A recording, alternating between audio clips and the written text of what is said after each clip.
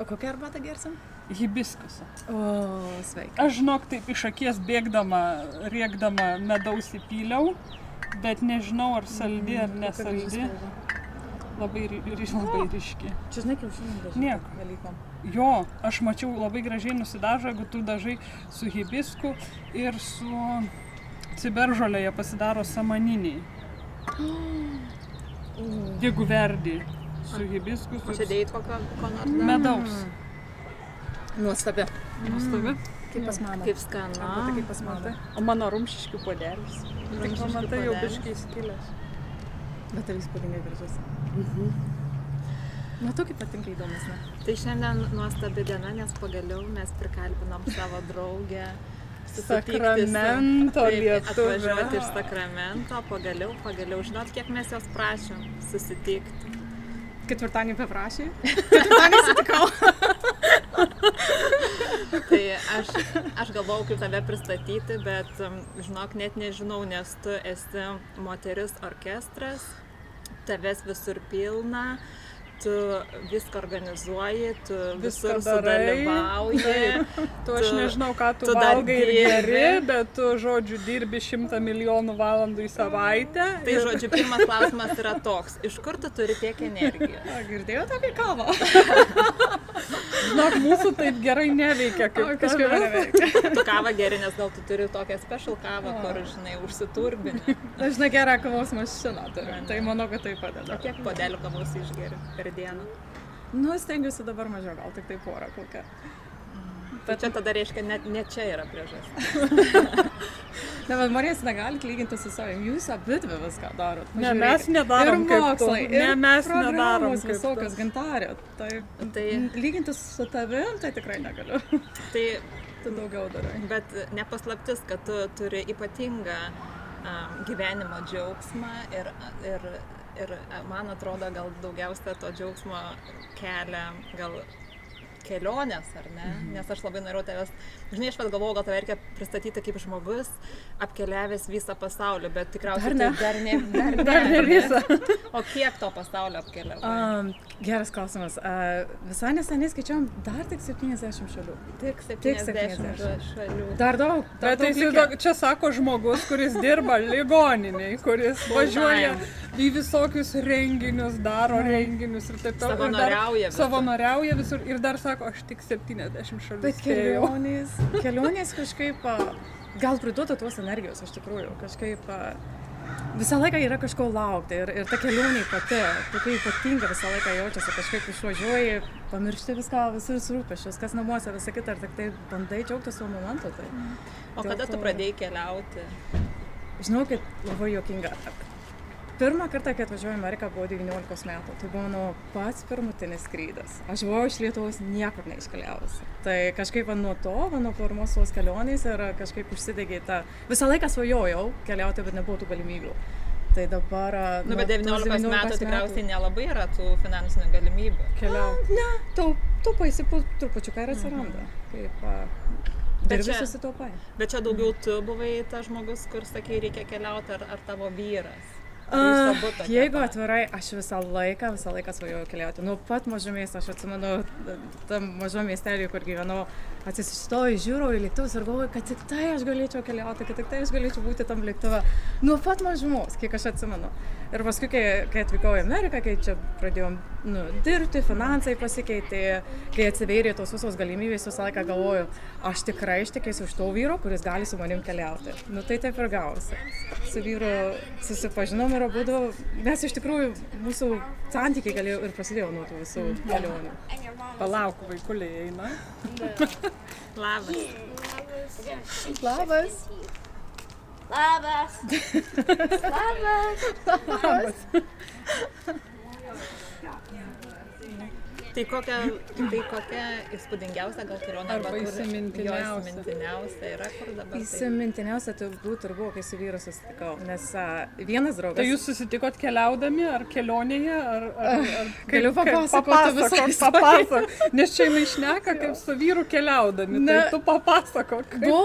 Šiaip jau aš buvau pradėjus daug keliauti ir gyvenau Čikagoje ir turėjau vieną draugą lietuvį. Kažkaip aš gyvenau Čikagos mieste ir dauguma lietuvių kažkaip tuo metu nepažinojau, nes užsiėmus darbai, mokslai, visa kita. Ir vienas lietuvis draugas, kuris mieste irgi gyveno, jisai sako, žinau tokius vaikinus, kurie važiuos keliauti į Peru. O Peru buvo mano didžiulė svajonė, labai norėjau visą laiką pamatyti Machu Picchu. Ir aš jam sakau, gerai, ir aš keliauju, perkam bilietus, o jisai paskutinę minutę apsigalvojo, tai aš jį priverčiau nusipirkti bilietą, kad vis tiek su manim keliautų, nes viena nelabai smagu keliauti tada.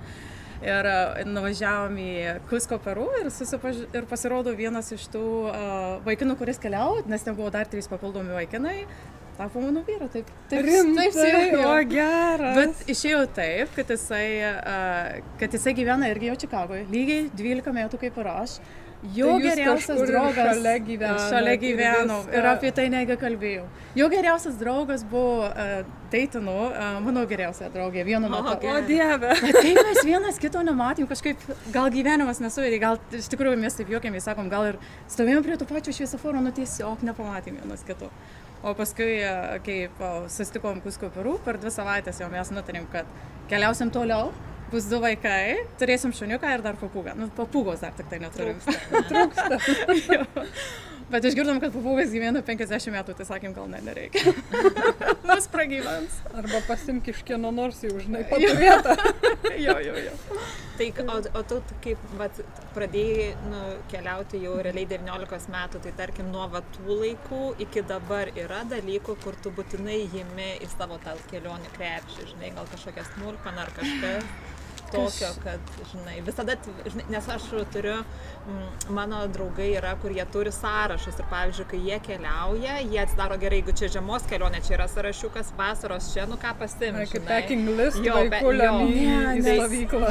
Yra kas visada tam sąraše pas tave. Neturiu sąrašo, nes kiekvieną kartą keliaujame į vis skirtingas šalis ir visą laiką priklauso nuo oro, tiksliau. Va draugė šį gimtadienį viena padovanojo, kadangi sako, tu daug keliauji, padovanojo vieną iš tų Pandora apyrankių ir sako, nuo šiol, kai važiuoju į kitas šalis, tiesiog nusipirk kažką ant tos apyrankės ir galvoju, kodėl aš to anksčiau nedariau. Kažkaip keliaudami anksčiau bandydavom kažkokį mažą daiktelį nusipirkti, tą kokį pakabuką įdomesnį. Paskui kažkaip praėjo noras. Kažkaip vis didėja tų pakabukų maišelis ir kažkaip nėra kur pasidėti, tai kažkaip dabar jau ne. Dabar jau daugiau gal praleidžiam tiesiog ant įspūdžių visokių, kažkokių daugiau tokių kaip prisijungiam prie kitų žmonių, gal kažkaip taip bandom. Nes, žinai, aš kadangi dažnai girdžiu apie tas keliones iš savęs ir aš vis galvoju, o tai kaip, ta prasme, normalūs žmonės tai taip negyvena, nes, tarkim, jiems reikia įdirbti, vaikams reikia įti mokyklas, tai, žinai, o jūs ten, nežinau, kiek 3-4 kartus per metus keliaujat kartais. Ir dar keliauja jie į Zelandiją, dar kur nors. Kažkaip tu iki to galo pasaulio. Tai bet kur yra ta paslaptis, aš irgi noriu. Tai, manau, kad ta paslaptis yra tas didžiulis noras visą laiką keliauti ir kažką naujo pamatyti. Ir kaip prioritetą, ne? Ir iš tikrųjų prioritetas ir mūsų vaikai dabar taip auga, kad ir jie kažkaip, mes pasakom važiuosim, jie sako gerai ir jie jau pradeda domėtis, kur mes važiuosim, ką pamatysim, kas ten bus ir knygų kartais paieško, tai jie pasižiūri knygose, jau kažkaip ir jiem įdomu pasidaro. O yra skirtumas, kai keliavo tik su vyru ir dabar jau su vaikais yra? Kad mes su vaikais, Agnietė buvo 6 mėnesiai, mes ją nusivežėm į Iraną. Tai kažkaip negalėjom netgi ir su mažu vaiku, kažkaip mes labai norėjom keliauti ir iš tikrųjų gali pagalvoti dabar apie Iraną. Kita situacija, bet ir tais laikais žmonės bijojo, amerikiečiai neleidžiami ten keliauti, visą kitą, bet visai kitaip ten. Kai nuvažiavam, ten visi sako, ačiū, kad mus aplankėt. Sako, ne tik, kad jūs aplankėt, bet sako, dar jūs ir kūdikį atsivežėt. Ir tikrai nuostabūs prisiminimai. Ir su mažais vaikais, ir galima sakyti, Agnietė tą 2 metų nebuvo, bet mes tokį skrydį padarėm, kad aplink pasaulį apskristusi. Kažkaip, mums tai kelia įspūdį, mums patinka, mums tai nuotykis visiems. O jūs kažkaip... Svarbu, kad kartu. O jūs kažkaip dokumentuoja tas keliones į kažkokį formatą, kur gali grįžti ir pažiūrėti? Vaikam, anūkam, kada nors. Aš darau tokius kaip, trumpus filmukus, anksčiau Donatas tokias nuotraukas, įspūdingesnės nuotraukas susikeldavo į tuos Facebook'o puslapis, kai tokius sukurdavau kokia šalis ir ten kelias tais nuotraukas. Namuose bandėm daryti ant sienos nuotraukų, tokius portretus padaryti, kur iš kelionių turim. Tai rinkau tų nuotraukų ir tikrai sumažinau, bet buvo 80. Nu jau nelabai sutalpinsi 80 ant sienų, tai jau tik buvai mūsų namuose, matai, gal tik tai 12, bet kažkaip norisi pakeisti jas, dažniau. Tai kaip manai, ko tave išmokė kelionės? Yra, pavyzdžiui, dalykas, kad tu galvoji, kad aš tik dėl to, tik dėl tų kelionės aš esu tokia, kokia esu. Manau, kad kantrybės ir suprasti kitų žmonių kultūras. Ir mes, kaip, pavyzdžiui, keliaujame, stengiamės apsistoti ir eiti ten, kur vietiniai žmonės. Gal kaip turistai... Jūs randat, kur vietiniai žmonės? Skaitom, domimės. Dabar tai lengva, dabar labai lengva keliauti. Tada, kai mes keliavom su vyru aplink pasaulį, tai nebuvo tos informacijos tiek daug. Būdavo tik tai Wiki Travel, taip, būdavo kaip ten ta Lonely Planet. Lonely Planet, aš atsimenu. Kas juokingiausia, Bet jis buvo labai geras. Jisai buvo labai geras, bet jisai buvo toksai outdated, kad atsimenu, nuvažiavom jo ten išgirtas ten hostelis, kai jauni keliavom, tai hosteliai labai patiko, su kitais žmonėms susipažįsta, ten daug jaunimų, kaip ir mes keliaujančių. Bet tokia outdated informacija visų buvo, tai buvo labai sunku, galima sakyti. Reikėdavo dar iš kažkur papildomai ieškoti tos informacijos, kažkaip kalbėti su kitais, ten, ką susitinki, visi ten užsirašai tą informaciją. Dabar tai lengva, dabar pasižiūrai šitiek informacijos, ten ir kitų Instagramų puslapius pasižiūrai, susiranda. Bet, pavyzdžiui, jeigu esi intravertas, kaip tu manai, nes aš įsivaizduoju, kad tu kelionėse gali patirti daugiau įspūdžių ir daugiau pamatyti, jeigu tu esi open, žinai, kalbėti su kitais, klausti kitų, užkalbinti galbūt ten, žinai, tos parduotuvėlės ar ten ką, ir gatvėje žmonių, ne? Nes žmonės visi svetingi, tau nori parodyti savo šalį, bet jeigu tu esi intravertiškas, tai ar tai trukdo kelionė? Tai pasitusiai kaip jinai po visur. Kažkaip ne, mes gana tokie, aš žinau, sunku patikėti, mes jaučiamės gana nedrąsiai. Bet kažkaip nežinau, kai domiesi, kaip dažnai išgirsta mūsų kalbą.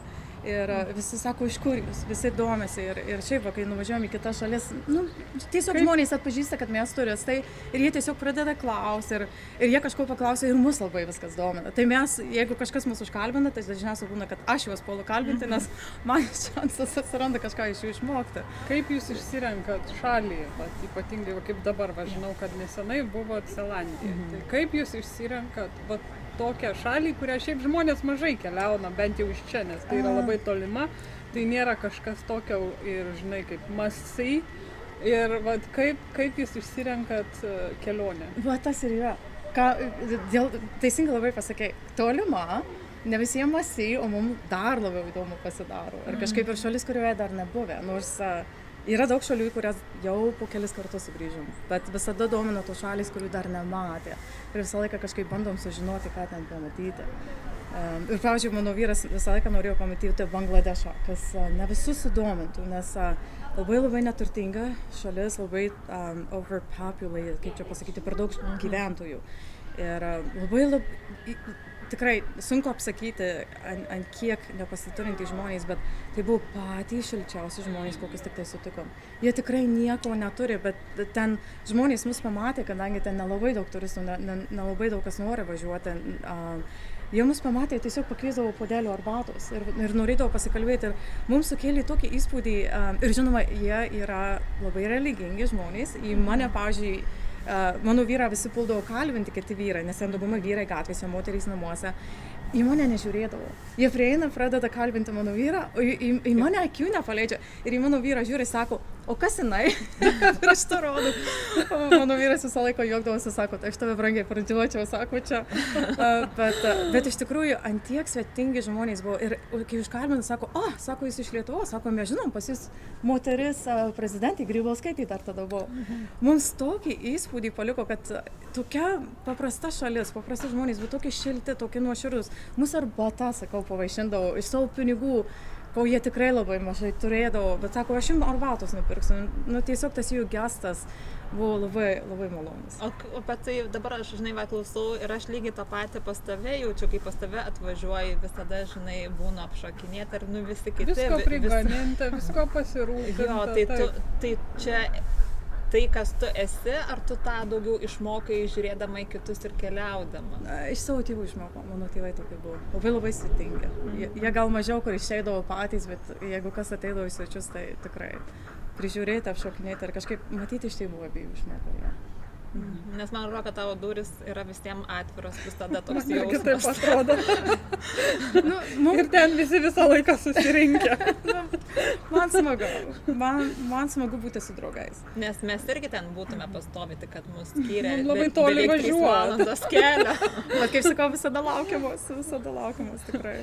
O jūs pasirinkot gyventi Sakramente, ne? Kur realiai pagal tai, kaip tu gyveni, man toks jausmas, kad tu esi New Yorko žmogus, arba prieš tai gyvenai Čikagoj, tokio didelio miesto žmogus ir tavęs daug ir tau reikia daug, ne? O kaip tavo gyvenimas Sakramente? Aš vis dar esu didelio miesto žmogus. Labai svajoju, sakau. Tu žinai, labai svajoju sugrįžti į Vilnių. Man Vilnius tikrai, nors ir daug šalių matė, bet visą laiką kažkaip, kur keliaujam, visą laiką sakom, Vilnių jau mes tą turim. Ir kažkaip nuostabus miestas, kad ten yra daug kas veikti ir visą kitą. O Sakramentą tai pasirinkom tiksliau dėl darbo. Kažkaip, paslaptis dirbu universitetinėje ligoninėje, labai man patinka, daug visokių galimybių, daug visko išmoksto. Ir Sakramentas miestas, kur gana lengva su vaikais, šeimos miestas. Tai dėl to ir pasirinkom, nes bandėm ir San Diegą, ir ten daugiau centrinėje Kalifornijoje. Čia atvažiuoja į Bay Area, čia labai busy, kažkaip Sakramentas medžių miestas. Dar kas mus pritraukė, nes labai primetė į namus. Dėl to. Na, gražu pas tave ten. Žalia, kai atvažiuoja. Žalia, iš tikrųjų. Bet Sakramentas toks, pavyzdžiui, man tai yra nepatirtas. Man toks jausmas, kad, tarkim, žinai, jeigu tu turi svečių, tai Sakramentas nėra pirmas pasirinkimas, kur tu juos nuveši, ne? Bet, man irgi ne. Bet ten yra tokių gerų vietelių, kur įdomu, ar ne, aplankyti? Keliautojams. Tie, kurie, žinai, ten pesina. Kadangi Kalifornijos sostinė, tai visi, kas atvažiuoja, visi labai geria tą Capitol, visą kitą, parkai labai gražus, šiaip, kai užsiėmimai, teatrai, visą kitą, labai kas patinka pačiam miesto centre, tai nereikia daug keliauti, nėra labai daug eismo. Bet tas mažesnis miestelis, toksai jaukesnis gal. Taip, daugiau šeimyninis. Šeimyninis, tikrai šeimyninis miestelis, pasakyčiau. O dabar apie tavo darbą galim pakalbėti? Apie tavo darbą, nes tu dirbi labai sunku darbą, aš manau, ar ne? Tai įdomu. Labai įtempta, gal ne tiek sunku, kiek įtempta, turbūt reikėtų sakyti. Ir pavyzdžiui, aš dabar galvoju, gal tos kelionės yra tavo, kaip sakant, būdas atsipalaiduoti. Tikrai taip. Tikrai taip. Nes kelionės yra tarsi džiaugsmas, o tu dirbi ten, kur to džiaugsmo gal mažai, ar ne? Mažai džiaugsmo, iš tikrųjų. Kažkaip, nepaslaptis, dirbu tam neurochirurginiam skyriui, tai pas mus dažniausiai papuola žmonės ten su visokiais, lietuviškai net nemoku, su vėžiais, su visokiais tais aneurysms. Ir jau jie, kai pas mus papuola, tai galima sakyti, daugumos gyvenimas, jeigu jie ir išgyvena šitą, būna labai pasikeitęs. Tai gal dėl to pas mane ir yra tas džiaugsmas, kai pareinu namo, aš būnu su tais pacientais ir rūpinuosi, kiek galiu, kiek moku, bet kai grįžtu namo, aš noriu gyventi. Man visą laiką baisu, kai atvažiuoju kokį 40 kelių metų kaip aš ir kuris turėjau nuostabią karjerą ir viskas baigta. Ir man tiesiog pasidaro akivaizdu, ant kiek yra svarbu kažką veikti nedarbe už darbo ribų. Turėti draugus, būti su draugais, būti apsuptas meilė žmonėmis ir keliauti, matyti, nes visa tai gali taip greitai pasibaigti. Kad ir kokią tu ten gerą tą karjerą turi, tai tik tai karjera. O gyvenimas visai kitoks, tai gal dėl to. Nes man atrodo, kad mes dažnai kažko laukiam, nelaukiam, kol ateis pavasaris, laukiam, kol numėsim svorio. Arba laukiam, kol į pensiją išeisim. O kiek mes matom, kurie pirmą dieną išėję į tą pensiją, ten pasiima pirmą kelionę, ten plaukia laivu ir kažkas nutinka ir atveža pas mus. Ir sako, jie ką tik į pensiją išėjo, jau pirma kelionė. Man tas yra baisiausia, kad atrodo gyvenimas ims ir pasibaigs. Tai kažkaip ir, ne tai, kad aš skubu gyventi, bet man nesinori atidėti. Va. Na, bet žiūrint į tave, atrodo, kad tu išnaudoji kiekvieną sekundę. Manau, verta. Manau, kad verta. Nes aš kai dabar buvau Lietuvoje, man teko bendrauti su tokiu žmogum, kuris dirba paramediku ir jis važiuoja į iškvietimus, kur, dažniausiai ten liūdni tie iškvietimai ir dažnai būna, kad ten, tiesiog kaip konstatuoja tą faktą jau, ar ne, įvykus, tai aš sakau, o tai kaip vat, po tokių atsigauti, ar ne, nes tarkim, tu važiuoji, kažkam išgelbėjai gyvybę, tu važiuoji ir jau nebegali išgelbėti, taip pat po tų atvejų, kaip atsigauti, ar ne, tai pas tave tai niekada nebūna, kad jūs išgelbėt gyvybę ir žmogus atsistoja po kažkiek laiko ir išeina iš jūsų skyriaus. Bet vis tiek matom, kurie kažkiek vis tiek pasveiksta, dar kažką, kai jie sugrįžta. Būna tokių atvejų, pavyzdžiui, kai jauną žmogų atvežė, kuris buvo koledže, ten sportavo su kitu draugu ir ten pas jį vienas toks, kaip pasakyti, kraujosrūva įvyko, kaip jauniems žmonėms. Ir iš tikrųjų, mes kaip jį atvežė, jisai tiesiog buvo visiškai unresponsive, bet padarėme operaciją ir jisai išgyveno. Ir pas jį, žinoma, yra trūkumų, jisai turės rehabilitaciją kokius metus. Bet pamatyti žmogų, kuris jaunas ir išgyvena, ir jisai galėjo kalbėti, kai jisai paliko mūsų skyrių. Ir jis ir jo šeima labai dėkojo. Ir jie visi tokie laimingi buvo, kad jisai išvažiuoja iš mūsų skyriaus, kad jisai tikrai dar kažkiek atgaus, ar daug to gyvenimo atgaus. Į koledžą nesugrįš šiais metais, bet yra galimybių sugrįžti kitais. Ir va tos mažos akimirkos, nors ir tas vienas žmogus, bet kuris dėkingas, ir kurio šeima yra dėkingi ir nuoširdūs žmonės, va tie viską padaro vertą. Nesvarbu, gali ten būti 100 pacientų, kurie bus nelaimingi, bet bent vienas atsiranda ir kažkaip tu visą laiką apie tą pacientą galvoji ir kai vis pamatai va tokių devastated cases ir visą laiką prisimeni tą vieną pacientą, kuriam viskas buvo, kuris tikrai, kaip sakau, atgaus dar gyvenimą, dar galės toliau gyventi, visą tai padaro vertą, tikrai. Bent jau 1 iš 100 visą tai. O iš kur pas tave yra tas noras padėti kitiem, nes tu net, pavyzdžiui, man dažnai klausi manęs, gal to ką padėti, ne, nors realiai, aš galvoju, tai gal čia tau reikia padėti, žinai. Tai ir tavo pasirinkimas, specialybės yra pagalba kitam žmogui. Ar čia kaip tu pasirinkai tą tokią specialybę? Nes čia yra, manau, viena sunkesnių. Nežinau, sunku pasakyti.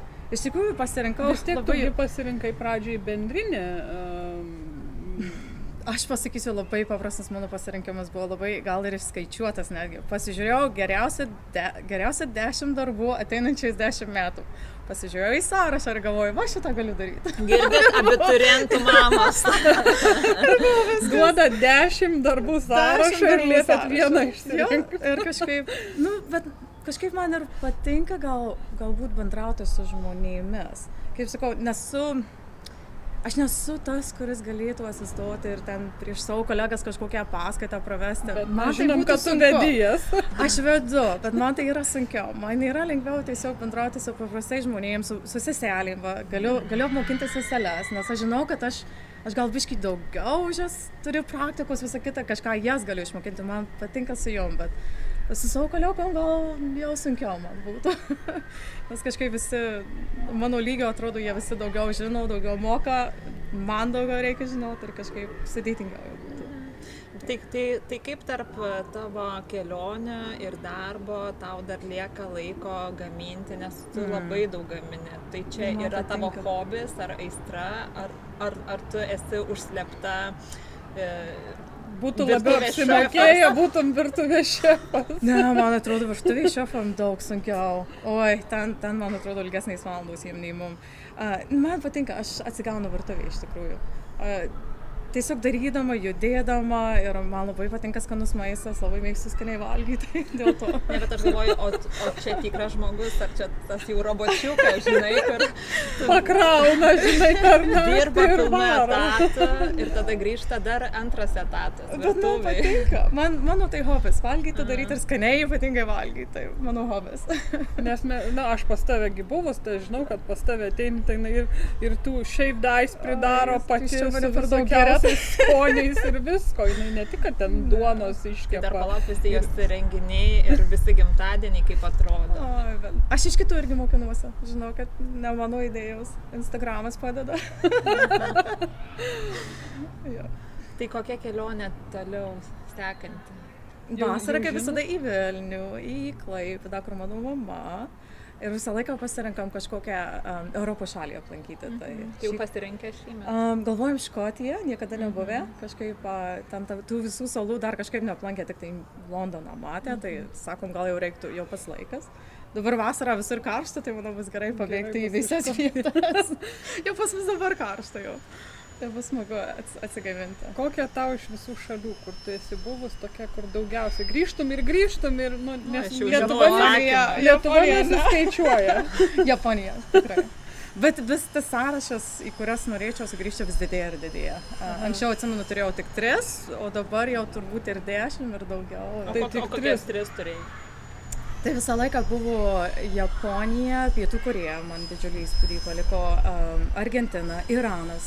Labai, aš suprantu, daug kas negali jo pamatyti, bet kai pamatai, ten tie miestai labai skiriasi, žmonės nuostabus, labai kultūra ir architektūra tiesiog įspūdinga, istorija. Bet ten tikrai verta nuvažiuoti pamatyti. Ir daug kas europiečių mes, ko nežinojom, nes sakau, tais laikais labai mažai tos informacijos buvo, bet labai daug matėme europiečių, kurie su kemperiais tiesiog keliauna. Labai būtų smagu pamatyti. O jūs keliavę esate? Argentina. Su kemperiais?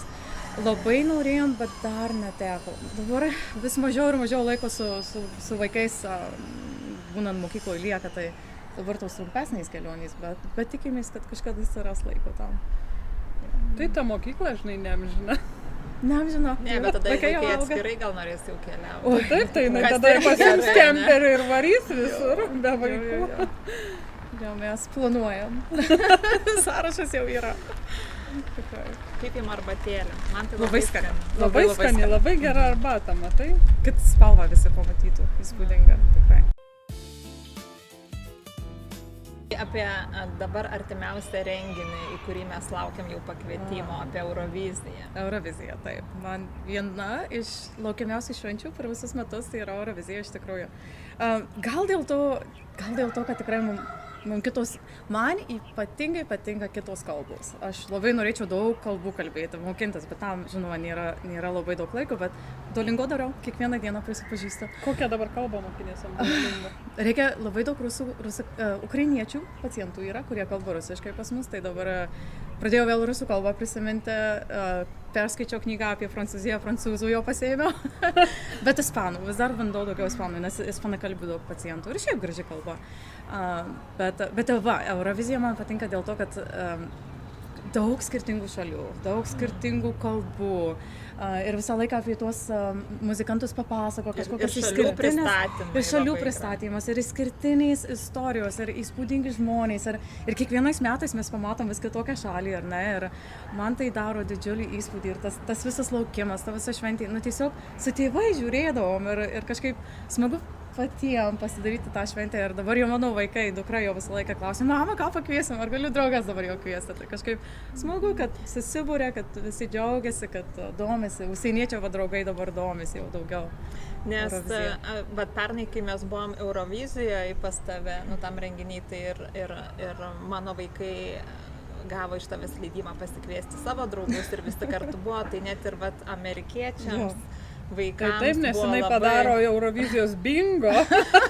Labai patiko, tai aš labai tikiuosi, kad tas kvietimas jau ten skrenda link mūsų. Jau datą pasižiūrėjau.